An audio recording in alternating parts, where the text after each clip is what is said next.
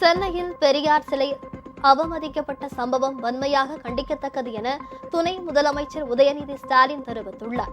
டெல்லியில் நடைபெற்ற குடியரசு தின விழா பேரணியில் பங்கேற்ற என்சிசி மாணவர்களை கௌரவிக்கும் நிகழ்ச்சி சென்னை கலைவாணர் அரங்கில் இன்று நடைபெற்றது. இதில் துணை முதலமைச்சர் உதயநிதி கலந்து கொண்டு அணிவகுப்பில் சிறப்பாக செயல்பட்ட என்சிசி மாணவர்களுக்கு விருதுகளை வழங்கினார். விழாவில் பேசிய துணை முதலமைச்சர், செய்யாறில் உள்ள தேசிய மாணவர் படை முகாமை 1 கோடி ரூபாய் செலவில் மேம்படுத்த விரைவில் நிதி ஒதுக்கீடு செய்யப்படும் என தெரிவித்தார்.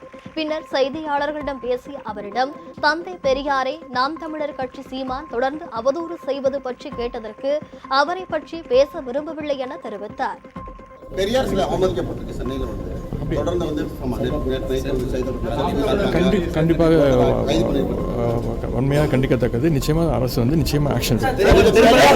பெரியார் மண்ணல்ல, பெரியாரே ஒரு மண்ணு தான் அப்படின்னு தொடர்ந்து சீமான் பேசிட்டு வர்றாரு. அவருக்கு நான் பதில் சொல்றது